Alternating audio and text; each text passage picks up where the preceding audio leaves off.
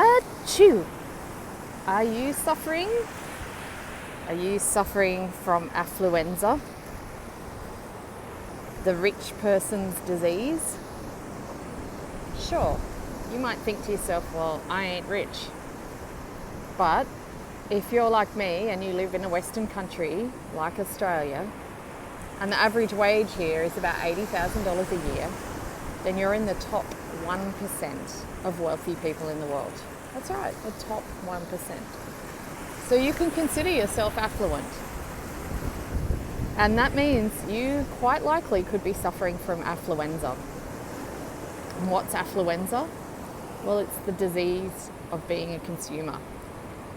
It's buying stuff to impress people, to fill your cupboards, to build your mansion bigger, to surround yourself with things that make you happy. Why?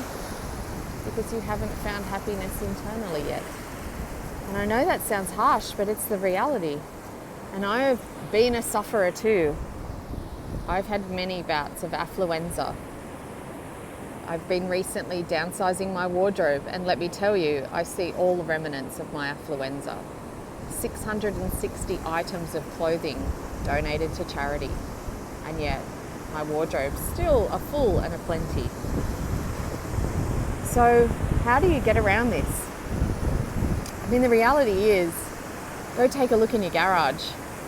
Garage is just a glorified term for garbage. It's a garbage dump out there, right? When you go and you look at it, seriously, how much stuff was stuff that you bought 5 years ago? You can't quite part with it, so you've parked it out in the garage.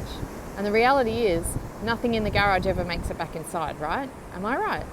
It doesn't make it back inside, which means it's essentially a glorified garbage tip. And all the other stuff around you, even if it doesn't make it out the garbage, is going to end up in a real life garbage tip. It's going to become landfill. The clothes you wore 20 years ago, where are they now? Maybe you kept that one good suit or fancy dress. You design a pair of shoes, but apart from that, it's all in landfill, I'm guessing. So we need to become more conscious consumers.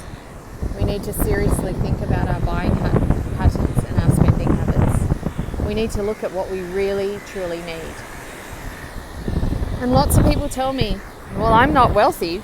I can hardly afford to pay my bills each week and keep my head above the water. And that's probably true.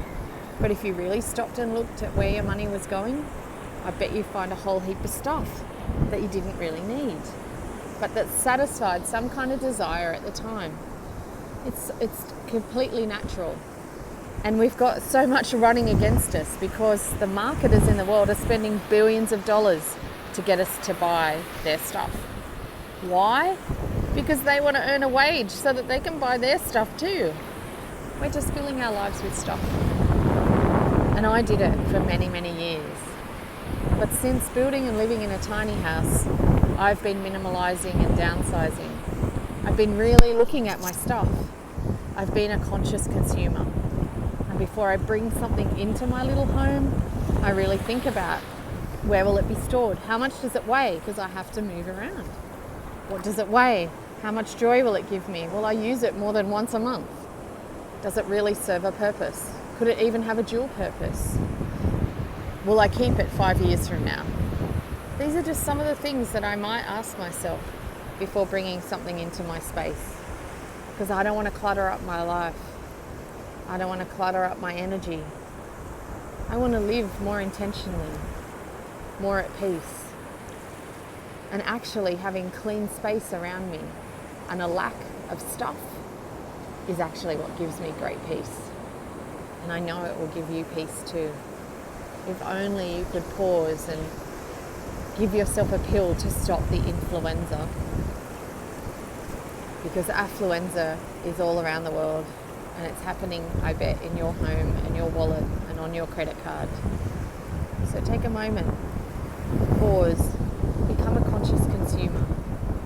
Value experiences and people over things, because things don't matter. And at the end of the day, when you're on your deathbed, You're not going to worry about, did I buy more things? You're going to worry about, did I spend enough time? That's the asset you should care about. I hope you have a beautiful day. Be conscious. Every purchase you make, pause and think about it before you swipe the card. Namaste.